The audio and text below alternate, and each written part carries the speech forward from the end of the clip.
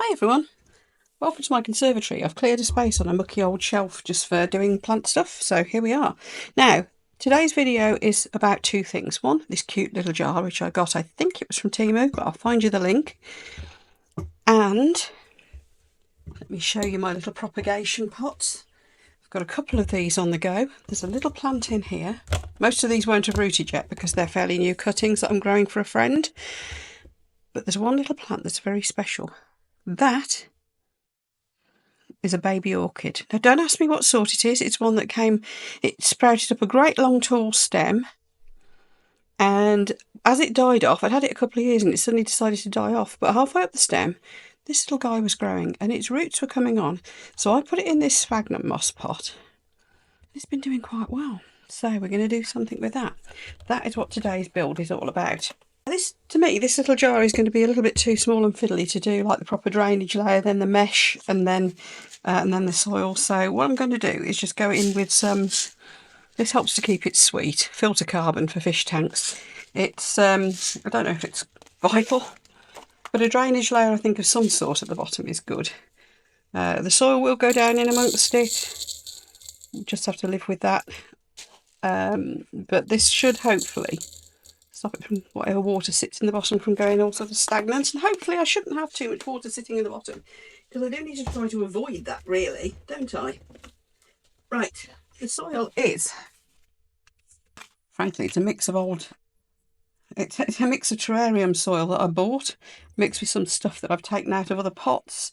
There's all sorts in here now. So there's our little bit of soil. You can see there's a little bit of gravel, bits of leaf litter in amongst it. I've probably put some springtails in here at some point too, just in case we get any sort of mould blooms or anything like that. Now, the little orchid, I've got a little bit of wood here that I want to try to grow him on if I can get it into the pot. Just to take a little bit off there, because it strikes me it's one that likes to have aerial roots. So I want to put that just like so, I think. So I'm going to get the moss in first and then we'll fix our little orchid onto that somehow. I don't know, let's have a little bit of a fiddle actually. Might it go better like that? No, it won't go in like that. Can I turn it when it's in there? Not really. Okay, so we're going to be stuck for space. I think it's probably going to end up propped up like that. But this bulbous fat bit here I thought would be a nice root place to sit the little orchid. Anyway, we'll do him last.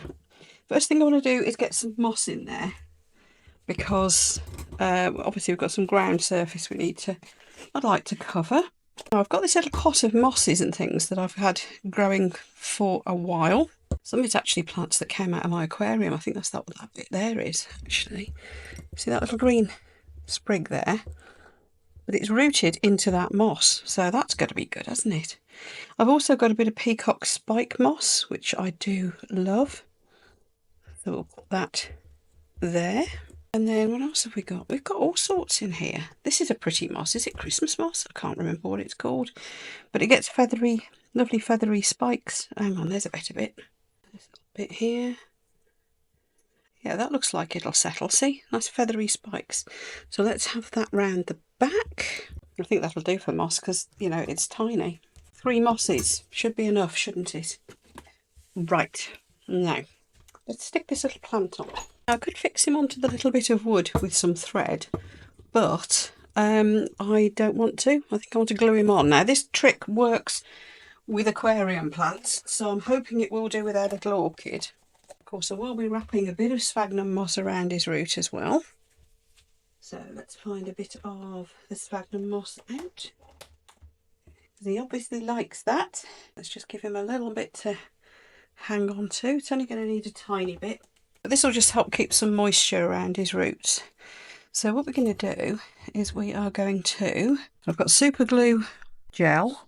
So this was going to go about like that, wasn't it? So we kind of want him here.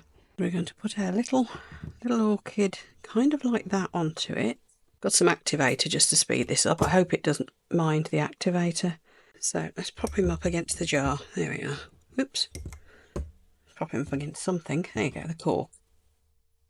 And then we're going to take this little bit of sphagnum moss and again a dot of glue just to kind of hold that in place and also provide him with a bit of moisture around his roots. Right, I just hope it doesn't mind the activator spray.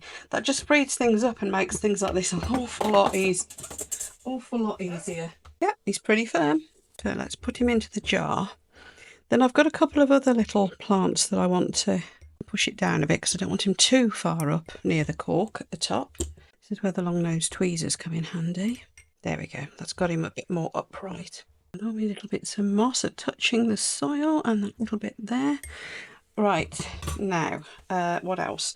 I think a little bit, this is probably going to be a mistake, but a little bit peperomia string of pearls, just because I like the leaves. Now this probably means I'll end up pruning it all the time, of course. Oh, there's a bigger one. Oh, let's go for the little one. So again, I'm just going to tap him down.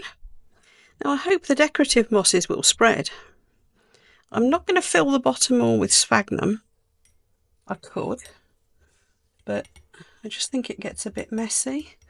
I kind of want just to let these mosses do their thing. Oh, let go. Let go. Thank you. Tell you what, let's poke with this thing instead. What I need to do is find my stick with a cork on the end. That's really good for pressing things down. And I did think maybe, I don't know what else to cover the ground. See, this will spread like mad. And obviously, like I said, I do want the couple of acorn cups in. Just a bit of fun, really. I did want the mosses to take over, and I do want the main feature, of course, to be the little orchid. So there we go. That'll provide something as well for the little... Any bugs I decide to put in here to hide, I think which will be just springtails mostly. But there we are. So, I haven't gone too heavy on the moss. I've left a lot of soil. I did think about putting some... stop messing, Trace. Some fine gravel on the top. I've got some very, very fine stuff I could put on. But again, I'm not going to because I think it might spoil my woodland effect. That's what I'm after here. So, all I'm going to do now is spray it and put the lid on. Was that the simplest build ever? Let's just hope it works. And whenever I spray, I'm going to spray straight onto the little orchid like that. The soil's kind of damp anyway, so I don't need to spray too much else. And I probably won't need to spray very often. And I won't need to put this cork back on because I think that's going to shade him too much. I don't know, unless I've got the light from the side. But I have got some Perspex discs I can pop on the top instead. So there we are. Let's take and put him in position and I'll take some photos.